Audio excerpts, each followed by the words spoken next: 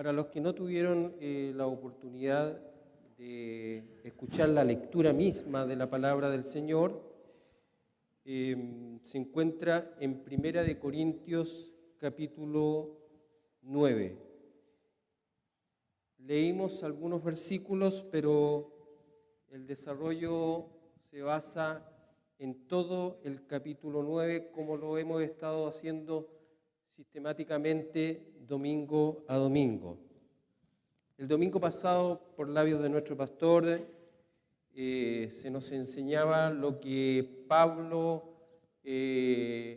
enseñaba y corregía a la iglesia de Corintios en el capítulo 8. Ahí nos mostraba el ejemplo de Cristo y asentó un principio muy importante. No deberíamos hacer nada, aunque tengamos el derecho de hacerlo, en base a la libertad que Cristo nos ha dado, nada que estorbe el crecimiento de un creyente débil en su fe.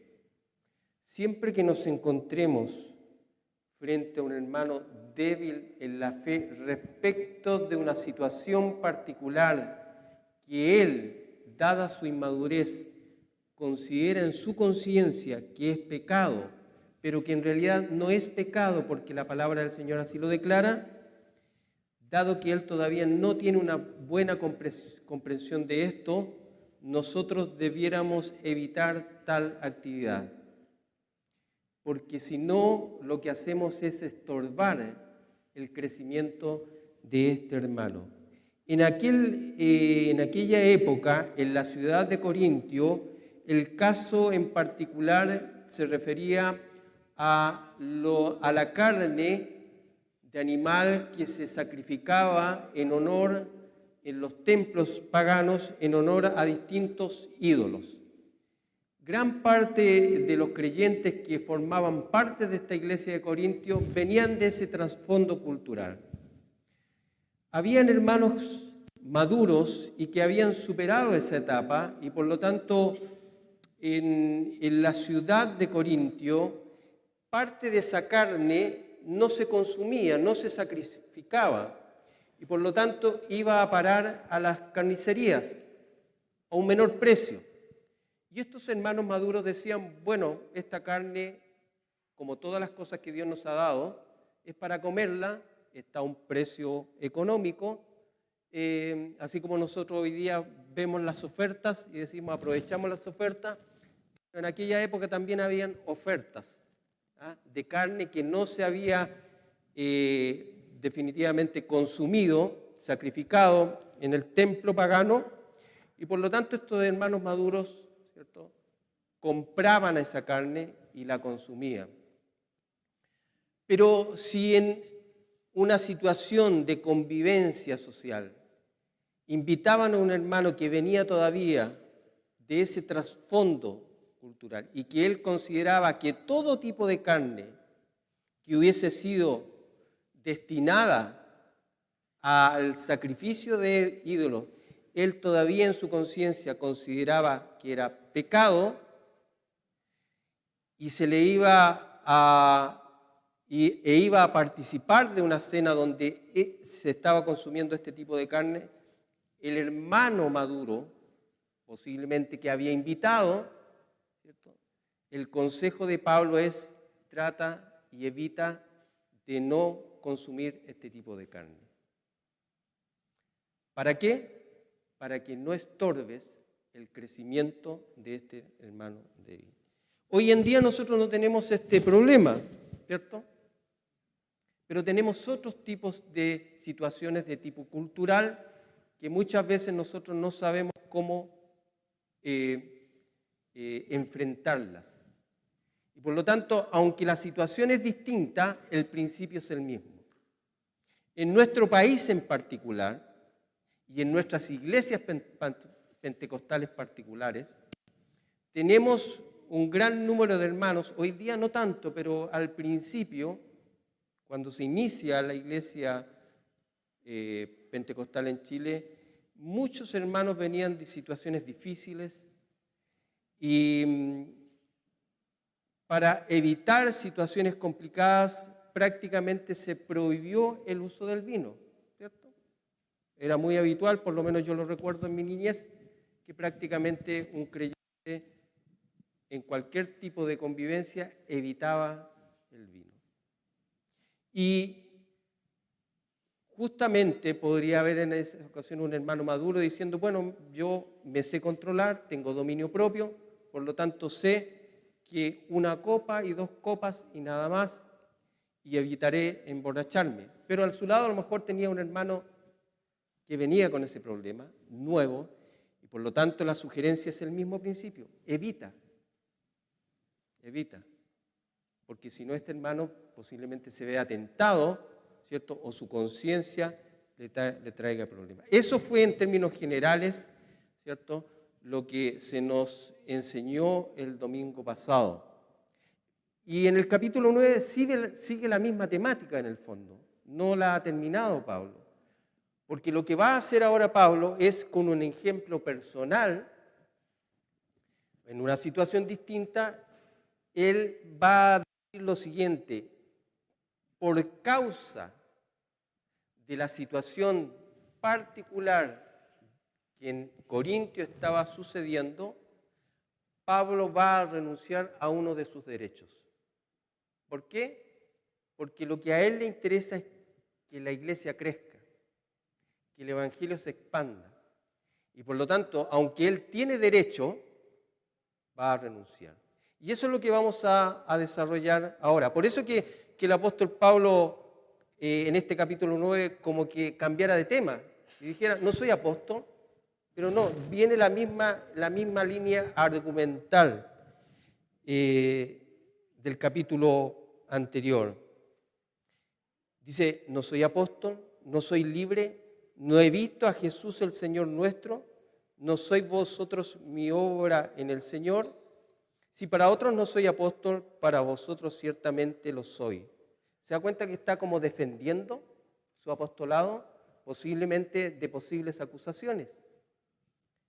Y en este caso particular, dado que algunos de los corintios, no todos por cierto, pero un número significativo y que de gran influencia, tenían una actitud rebelde, especialmente con el apóstol Pablo, de poca cooperación con la causa del Evangelio, ni tampoco querían sostener económicamente a los siervos que trabajaban en ella. Pablo inicia este capítulo defendiendo su ministerio y declarando sus derechos como apóstol de Cristo. Pero inmediatamente él resalta el por qué va a renunciar a este derecho voluntariamente. Como dijimos en los versículos 1 y 2, Pablo lo primero que hace es defender su ministerio. Un argumento que usaban los falsos maestros y algunos corintios que habían sido influenciados por estos falsos maestros para tratar de destruir el ministerio de Pablo, consistía en decir que él no era un verdadero apóstol. No era del núcleo original de los 12 apóstoles. Él no había estado con Jesús. Y esto también es muy significativo porque la iglesia primitiva entendía que el oficio del apostolado, el verdadero apóstol, era el que había estado con Jesús y que había sido llamado por Jesús. Y atendiendo a ese argumento decían, bueno, tú, Pablo, no estuviste con Jesús en vida. No fuiste llamado por Jesús. Por lo tanto, ¿por qué tú te llamas apóstol? No corresponde que te llames apóstol. El apóstol va a dar 2 argumentos que están en el versículo 1 y 2. Primero, él va a decir que fue quien Cristo lo eligió, Cristo lo llamó. Él se le apareció en el camino, él le salió al encuentro. Y eso lo vimos cuando se predicó la serie de sermones en el libro de Hechos. Pablo, no siendo creyente, iba camino a Damasco para tomar preso a los creyentes, a los del camino, como se le conocía. Y es ahí donde Jesús no es una visión simplemente, no es un éxtasis, es la persona de Cristo que se le aparece a Pablo. Y será la persona de Cristo que en un periodo de no sabemos cuánto tiempo le irá revelando el Evangelio en persona. Por lo tanto, Pablo tuvo una aparición personal, una relación personal con Cristo, no con un espíritu. En eso nosotros no debemos confundirnos. El Cristo era un Cristo que tenía un cuerpo glorificado, como el que tendremos nosotros también. Y tuvo esa relación. Y fue Él quien se le apareció. Y fue Él quien le encomendó y lo llamó al ministerio. Cuando en ese periodo que Pablo queda ciego y es asistido por Ananías, vemos parte de esta situación. En Hechos capítulo 22, el versículo 15, el Señor le dice a Ananías lo siguiente en relación a Pablo: ve, porque instrumento escogido me es este, para llevar mi nombre en presencia de los gentiles y de reyes y de los hijos de Israel. Y es eso lo que Pablo estaba haciendo. Se presentaba en todos los lugares e iniciaba una obra, y el respaldo del Señor era con él, y muchos se convertían. Tenía las marcas de un apóstol. Y las marcas de un apóstol eran que justamente tenía revelación directa de palabra de Dios, que iba a ser palabra para toda la iglesia, enseñanza apostólica, enseñanza bíblica para toda la iglesia. Eso no lo podía hacer cualquier creyente. Un apóstol tenía el don de la sanidad y podía sanar en el momento que él lo considerara. Cuando ellos ponían las manos sobre los enfermos, necesariamente iban a ser sanos.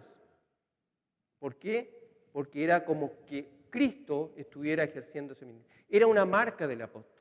Hoy día nosotros, el Señor en su misericordia, sana a los enfermos, pero no sana a todos los enfermos.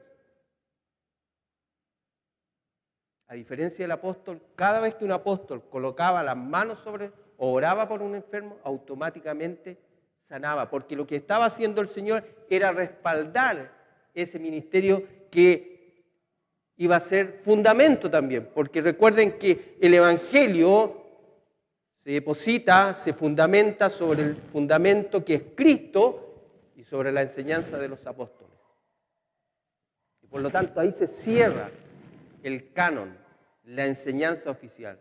Y nosotros nos abocamos a esa enseñanza. Es eso lo que hoy día estamos haciendo.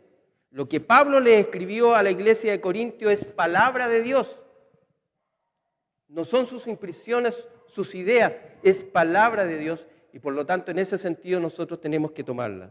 En segundo lugar, el fruto del apostolado o de su apostolado son almas convertidas. En Corintio no había hermanos, no había una iglesia, pero cuando Pablo llega y predica el Evangelio, se convierten muchas almas. Y es esa la iglesia naciente de Corintio. Por lo tanto, en esto Pablo comienza a defender su apostolado, en virtud de lo que viene diciendo anteriormente. Y que el principio nosotros no debemos perderlo de vista. ¿Tenemos derechos como hijos de Dios? Sí. ¿Los podemos ejercer? Los podemos ejercer. ¿Cuándo no debiéramos ejercerlo? Cuando viéramos que por alguna situación particular hay un hermano débil respecto de esa situación en particular, que a él le va a traer problemas y por lo tanto no debiéramos hacer uso de ese derecho. Y Pablo, antes de indicar eso, primero dice: yo tengo derechos porque soy apóstol y los puedo ejercer. En segundo lugar, Pablo va a apelar al sentido común con ejemplos cotidianos de la vida y también con ejemplos y fundamentos en la Escritura. Y por lo tanto, él ahora va a usar sus propios argumentos. Va a tomar, como le digo, algunos ejemplos de la vida cotidiana. Pablo entiende que el apostolado o cualquier ministerio que sea un ministerio en la iglesia a tiempo completo es un trabajo, como cualquier otro. Es un oficio y por lo tanto tiene derecho a ser remunerado, si usted quiere emplear esa palabra. Tiene derecho a ser asalariado, si quiere buscar esa otra palabra. No hay nada malo en eso. De hecho, Pablo a los tesalonicenses les dice lo siguiente, porque cuando estábamos con ustedes, les ordenamos esto: si alguno no quiere trabajar, tampoco coma. Por lo tanto, si el oficio de apóstol o de pastor o de ministro a tiempo completo, Pablo no lo hubiese considerado un trabajo, esta enseñanza tendría que haber sido aplicada directamente a él y debiera haber buscado un trabajo adicional, si él considerase que la Escritura no lo respaldaba. Pero él, como consideraba que su apostolado era un oficio que debía ser remunerado, él justamente entendía que estaba trabajando en la obra del Señor y da el consejo a aquellos que no trabajan, no coman. Pablo detalla cuáles son sus derechos. Él dice: como apóstol tengo el derecho de comer y beber como toda persona que trabaja. Como apóstol también tengo todo el derecho a casarme como los demás apóstoles. Y él da ejemplos de los demás apóstoles. Da el ejemplo de Pedro. Pedro era casado y andaba con su familia. Y por lo tanto, cuando asistía o cuando estaba en la iglesia de Jerusalén o cuando tenía que recorrer algunas iglesias, Pedro no tenía el problema de pedir sustento. La iglesia lo sustentaba, y no solamente los de él, sino los de su familia. Y también habla acerca de los hermanos del Señor. ¿Por qué? Porque después los hermanos del Señor que se convirtieron al Evangelio también estuvieron a tiempo completo en el ministerio y también eran sustentados por la iglesia. Y también él resalta su derecho de no trabajar en algo adicional a su ministerio para poder vivir. Él asienta eso primero, lo aclara a la iglesia de Corintio. Y es aquí donde Pablo, del versículo 7, él apela a ilustraciones de la vida diaria, de la vida cotidiana. Él dice: a los soldados se les paga por su labor. A ningún soldado se le dice: oye, tú por ser soldado tienes que trabajar en otra cosa para sustentarte. No. El que quiere entrar al ejército sabe que el ejército le va a pagar un sueldo. También ninguno planta, dice, una viña sin comer de su fruto. Es lógico que si alguien planta una viña, coma de su fruto. Y ninguno apacienta un rebaño, cuida un rebaño de ovejas, de vacas, de lo que sea, y no bebe de su leche. Sería ilógico, antinatural. Y en tercer lugar, Pablo aquí apela a las Escrituras para defender su apostolado. Él dice en el versículo 8 y 10, después que él ha dado estas ilustraciones de la vida diaria, ahora dice: voy a ir a la palabra. ¿Digo esto solo como hombre? ¿No dice esto también la ley? ¿No lo dice la palabra de Dios? Porque en la ley de Moisés está escrito: no pondrás bozal al buey que trilla. O sea, el animal que está trabajando, no le pongas bozal mientras come. Yo no sé si estoy equivocado, pero he visto en la práctica que muchas veces a los animales le colocan el bozal mientras trabajan para que no se distraigan. Bueno, pero en la Escritura acá el Señor da instrucción incluso para los animales. Le dice, mientras trabaja, mientras trilla, permite que el buey coma, porque tiene derecho, está trabajando. Y Pablo dice lo siguiente, ¿tiene Dios cuidado de los bueyes o lo dice por nosotros? Bueno, lo que el Señor está diciendo es un principio también acerca de los ministros que se dedican a la obra del Señor a tiempo completo. Y por eso que Él dice, pues por nosotros se escribió. Por ejemplo, en Números, capítulo 18, ahí se habla del sostenimiento de los sacerdotes de la tribu de Leví. Recuerden que en el pueblo de Israel, la tribu de Leví se le había encargado todo el oficio sacerdotal. Ellos estaban a cargo del tabernáculo y posteriormente cuando se construyó el templo, estaban a cargo de toda la obra del templo, tanto de los sacrificios, del aseo, del cuidado, todo lo que tenía que ver con el templo, ellos se preocupaban. Y el Señor dio instrucciones para que ellos no hicieran un trabajo adicional por su sustento y por sus familias, sino que era el pueblo que tenía que sostenerlo. Y así lo dice en el libro de Números capítulo 18. También dice, en una versión más actualizada, les doy a ustedes los primeros frutos de las cosechas que los israelitas deben traerme cada año. Mire, para ustedes, o sea, para los sacerdotes, para la tribu de Leví, será lo mejor de su aceite, lo mejor de su vino y lo mejor de su trigo. Podrás comerlo cualquiera de ustedes que haya cumplido con los requisitos para presentarse ante mí. Por lo tanto, Pablo les dice, en la ley está escrito que todo ministro debe ser sustentado por la congregación. Y es razonable y lógico que uno tenga esperanza de recibir el fruto de su trabajo. Y el apostolado es un trabajo.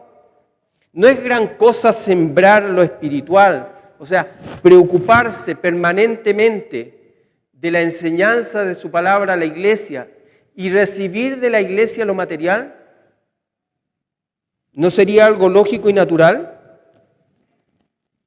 Si otros participan de este derecho, Pablo dice, ¿cuánto más nosotros? Pero Pablo, de aquí en adelante es donde este derecho que tenía sobre los corintios, les dice, yo no lo he usado con ustedes. Y Pablo va a renunciar voluntariamente a su derecho en la iglesia de Corintio por amor a los corintios débiles. Y esto es bueno recalcarlo porque él renuncia a su derecho en la iglesia de Corintio, no así en otras iglesias, en donde no tenía este problema. Pablo había, como dijimos, había sido cuestionado y hasta desprestigiado con acusaciones falsas sobre sus motivaciones para servir al Evangelio, para servir a los corintios. Lo acusaban de que solo buscaba lo material de los corintios. Los corintios tenían algunos una mentalidad muy débil respecto de esto. Y por eso Pablo decidió no pedirle sustento para su trabajo ministerial. Y esto incluía a su equipo ministerial. Recuerden que no siempre Pablo andaba solo, siempre lo acompañaban Bernabé, Tito, Timoteo y otros que va anunciando en sus cartas. Y él entiende que ellos también están dedicados 100% a la obra del Señor, pero incluso para ellos no pide sustento. La pregunta es entonces, ¿cómo lo hizo para sostenerse, para sobrevivir? Bueno, él dice en el versículo 12, si otros participan de este derecho sobre vosotros, ¿cuánto más nosotros? Pero no hemos usado este derecho, sino que lo soportamos todo por no poner ningún obstáculo al Evangelio de Cristo. Él tuvo que trabajar con sus propias manos en la construcción de carpas, que era al parecer un oficio que él conocía. Y por lo tanto, en sus horas libres, que no lo ocupaba en el ministerio, desarrollaba este trabajo. Mire en 2 Corintios capítulo 11, versículo 8, diciéndole a los mismos corintios: he despojado a otras iglesias, o sea, he sido sustentado por otras iglesias, recibiendo salario para servirlos a ustedes. O sea, de otras iglesias él recibía. Si él hubiese considerado que esto no correspondía, no lo habría hecho. Pero él entendía que era una bendición, de un cariño de otras iglesias, y por lo tanto él lo recibía. Y les dice a la iglesia de Corintio: yo recibo sueldo de otros, salario de otros, ayuda de otros, ofrenda de otros. Y no lo recibo de ustedes para no poner tropiezo a la obra del Evangelio. ¿Por qué Pablo renuncia voluntariamente a este derecho? Bueno, por algunas razones que los va relatando desde el versículo 16 hasta terminar el versículo 27. Primero, en el versículo 16 dice que predicar el Evangelio era su primera necesidad. No había otra necesidad, una necesidad autoimpuesta. Lo hacía de buena voluntad, cumpliendo su comisión. Versículo 17. Su mayor premio, su mayor satisfacción, su mayor galardón era anunciar el Evangelio gratuitamente. Versículo 18. Y su espíritu, lo que lo motivaba, era el servicio a los demás en favor del Evangelio. Versículos 19 al 23. Ahora, de los versículos 19 al 23, él dice que se va, en esta situación, él se va a adaptar a cada realidad de iglesias y contextos culturales. Dice: me he hecho a los judíos como judío, para ganar a los judíos, a los que están sin ley, es decir, a los gentiles que no tienen un trasfondo judío, que no conocían la ley de Dios, como si yo estuviera sin ley, no estando yo sin ley de Dios, sino bajo la ley de Cristo. Me he hecho débil a los débiles. Y Pablo se sitúa o se adapta, y esto de la adaptación, sobre todo la adaptación cultural, es difícil. ¿Por qué es difícil? Porque los que nos tenemos que adaptar culturalmente estamos dentro de la cultura, y muchas veces no sabemos distinguir en lo correcto de lo incorrecto, en lo que es simplemente una influencia cultural de lo que se nos permite hacer. Para nosotros es fácil encontrar la situación que estaba aquejando a los corintios, porque ya no es un problema cultural nuestro. Pero hoy en día tenemos otros problemas de tipo cultural. ¿Cómo nos adaptamos a ellos? ¿Cuándo cedemos? ¿Cuándo no cedemos? ¿Debemos permitir esto? ¿Debemos adaptarme como Pablo se adaptaba? Bueno, dice Pablo: yo me adapté a cada situación en favor del Evangelio. Pero lo que sí Pablo nunca hizo es lo siguiente: era dentro de los límites de la palabra de Dios. Nada que fuera en contra de la palabra de Dios abiertamente, nunca Pablo fue en contra de eso. Y por eso que él no quería ofender a judíos, gentiles o a los que fueran débiles en su entendimiento. Eso sí, sin cambiar las escrituras ni nunca negociar la verdad. Él estaba dispuesto a ser tolerante de todas las maneras que pudiera conducir a la salvación de cada individuo. Por ejemplo, por decir algo, aquellos que creen en que es un derecho de cada persona, de cada mujer, abortar, nosotros decimos, bueno, a ese grupo de mujeres nosotros les vamos a decir que estamos de acuerdo para tratar de predicarle el Evangelio, y nos vamos a poner a hacer aborto o a dar nuestro favor a favor del aborto, valga la redundancia. No podemos adaptarnos a ese tipo de situaciones, porque eso está contemplado como un asesinato, no como una adaptación cultural, sino claramente establecido en la Escritura, y en esas cosas nosotros no podemos adaptarnos ni ceder. Pero hay otras cosas en que la palabra del Señor nos da libertad para hacerla y por lo tanto podemos adaptarnos en función de que el Evangelio sea ganado, en función de que las almas conozcan a Cristo. Y Pablo hizo esto.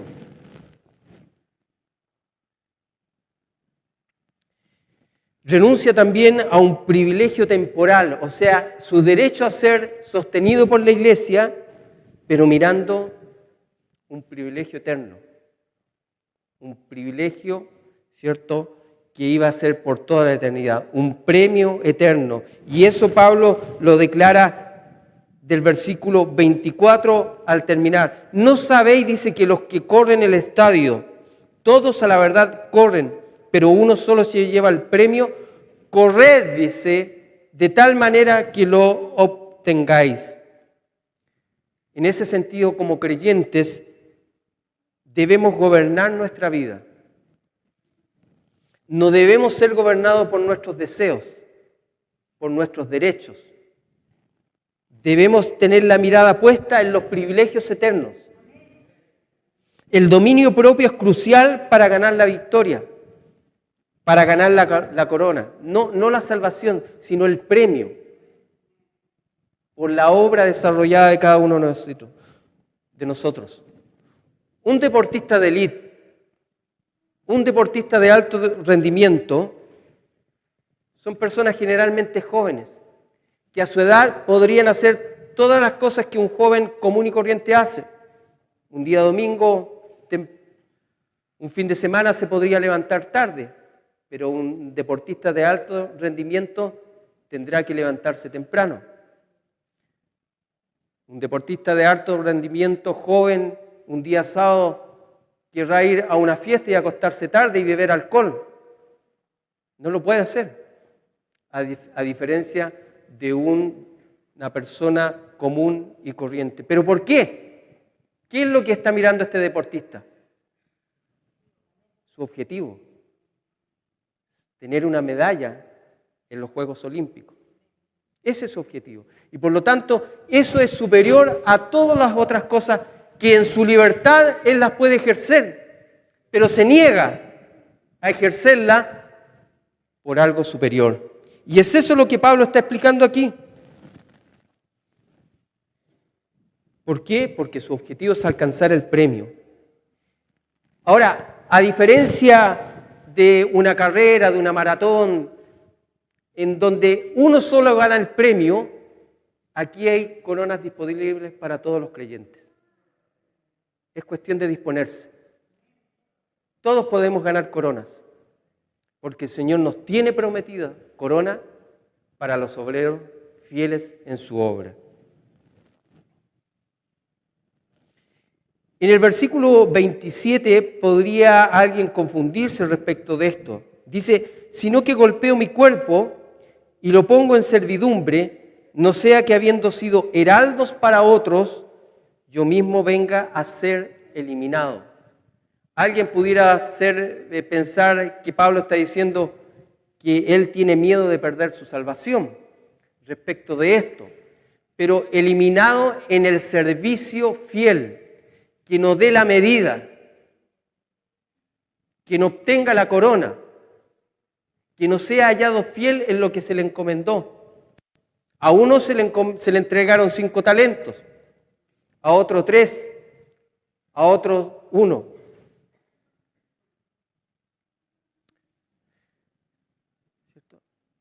El punto no es que todos son iguales respecto de lo que reciben.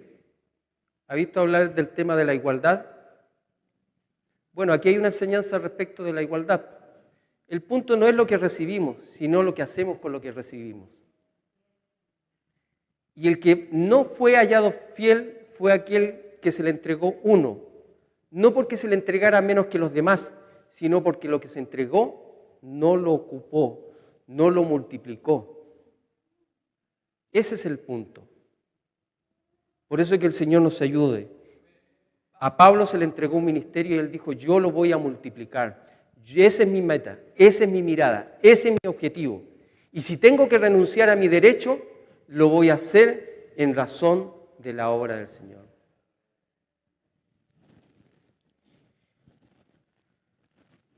Para ir terminando, nuestro objetivo como iglesia, como creyentes, nuestra prioridad debe ser la necesidad espiritual de cada creyente, de cada alma, y debe estar por encima de nuestras propias necesidades. Es algo difícil, pero no imposible, porque el Señor está con nosotros. Ya dijimos que en el capítulo 8 Pablo ya había dicho que comer carne no tenía nada de malo, no tiene de nada de malo, y Pablo quizás lo hizo, comió carne muchas veces, pero ¿cuándo no lo hizo?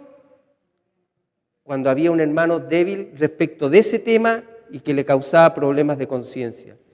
Algo que quería también aclarar es que nosotros nunca debemos hacer algo que vaya en contra de nuestras conciencias, porque para nosotros es pecado y por lo tanto vamos a caer en pecado ante el Señor, aunque esa situación no sea pecaminosa.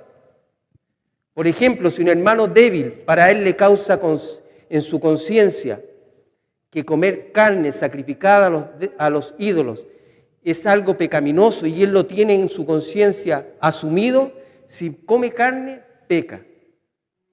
Por lo tanto, tiene que evitarlo.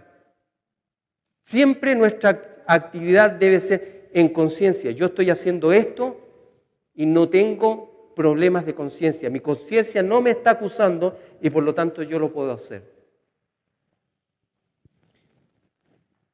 Por lo tanto, lo que Pablo les deja meridianamente claro con respecto a su derecho de ser sostenido es lo siguiente. Y en el fondo lo que Pablo le está diciendo a la iglesia de Corintios es lo siguiente. Yo debiera ser sostenido por ustedes económicamente, pero si eso será un tropiezo para que muchos de esta ciudad o muchos débiles dentro de la iglesia de Corintios puedan recibir el Evangelio, entonces sencillamente renuncio a este derecho en esta iglesia en particular. Y esto lo debemos entender de manera personal. Yo no puedo pedirle a un hermano que renuncie a su derecho. Es algo personal que cada uno de nosotros debemos hacerlo. Y Pablo lo afrontó personalmente. Él dijo, yo renuncio voluntariamente a esto. Es una actitud de vida. ¿Cómo debemos afrontar la vida cristiana? Y también es de nobleza comprender que las Escrituras nos enseñan, así como Pablo le dijo a Timoteo, los ancianos, los ministros, los pastores que gobiernan bien, sean considerados dignos de doble honor, principalmente los que trabajan en la predicación y en la enseñanza, porque la Escritura dice lo siguiente, no pondrás bozar al buey cuando trilla, y el obrero es digno de su salario. Ojalá que como iglesia vamos creciendo en el conocimiento de la palabra, porque en la medida que nosotros nos sumergimos en su palabra, todas aquellas cosas que son dudas hoy en día, irán desapareciendo con el tiempo e iremos creciendo e iremos madurando como iglesia. Y eso es lo que estamos tratando de hacer, someternos a la palabra del Señor. Que el Señor bendiga su palabra en cada uno de nuestros corazones.